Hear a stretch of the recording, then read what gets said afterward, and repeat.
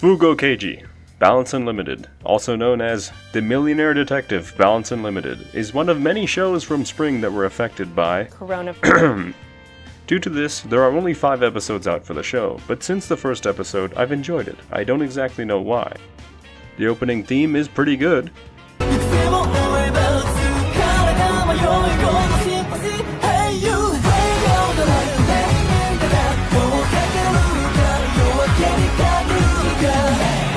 However, when people would ask me what it's about, I would just tell them it's about these 2 detectives solving crimes. One of them is pretty much Batman, though. Given all the time I've had to reflect and wait for the show to continue, I think I have a better appreciation for Fugou Keiji, as well as the characters. So let's dive right into the video.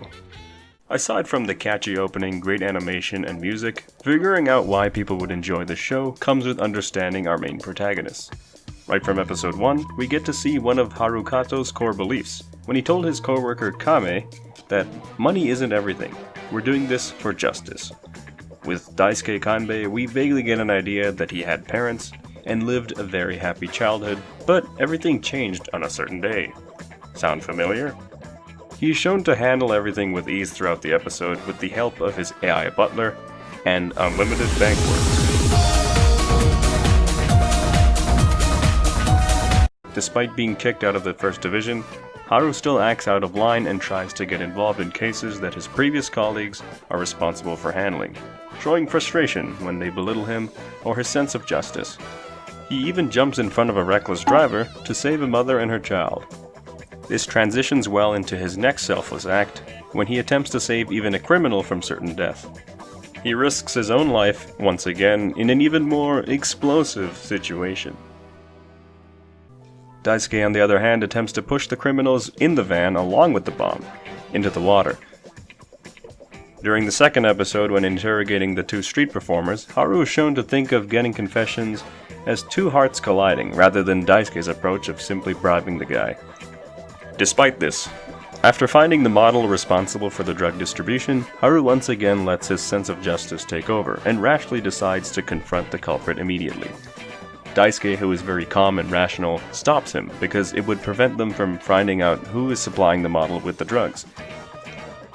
After finding out that Daisuke is pretty much Batman, Haru still insists on doing things his own way, and even refuses Suzue's offer for a meal and a bath, which he probably should have accepted. At the end of the episode, we learn that the true reason Haru was booted from the first division was because he misfired and seriously injured someone, causing him to be unable to fire again due to the trauma. In the third episode, we get to see more of an expressive side of Daisuke after he brings Haru to meet his granny. After Haru tattertales to Daisuke's grandma about how much of a little shit he's been, Daisuke seemed really annoyed. This is shown again in Daisuke's face when Haru tells her that he will coach Daisuke with everything he has to make him into a proper police officer. Later, when in Daisuke's car, Haru teases him by saying to refrain from actions that would trouble his co-workers while he's away on a business trip. Daisuke responds by speeding up, which is honestly a bad habit I also do when someone is annoying me when I'm driving. Later in the episode, Haru gives his food to a kid on the train, as well as a charm to help him with his exams. Aww. What a nice guy. When that same kid pulls out a gun and streams a standoff in the train, Haru obviously does his best to prevent the First Division from harming the kid, with the help of Daisuke. As usual though, Daisuke is able to overcome all the challenges in the episode, and resolve the case using his bank account. It may have seemed over the top and unbelievable because he somehow got a group of singers to show up out of nowhere, but don't let that fiasco distract you from the main takeaway from the episode. Like I mentioned earlier, Haru told Daisuke's grandma that he would coach Daisuke and make him into a proper police officer. When Haru asked Daisuke at the end of the episode, "How did you know he wouldn't shoot you?" Daisuke responds by saying something Haru actually told him, that being, "He's not the type to kill people. That's what you said." Despite showing his annoyance with Haru earlier on in the episode, Daisuke is actually taking into consideration what Haru tells him. He risked his own life because he trusted that Haru's judgment of the kid was correct. This is a huge development from the first episode, where Daisuke tried to push the criminals into the water with a bomb. Episode 4 starts off with our anime Bruce Wayne leaving his mansion in a bad mood. One thing to note is that after all the crazy things Daisuke has pulled off using his AI butler, Haru has to have somewhat accepted Daisuke's methods. This is because he casually just calls Daisuke over to use his AI butler to find a child's lost dog. Unfortunately, for this episode, Daisuke doesn't have his earring or phone with him, so he is, as Hus could say, balance limited. Given how most of the episodes have been Daisuke dominating every scenario with the power of his money and James Bond attitude, seeing him struggle with basic skills such as cooking,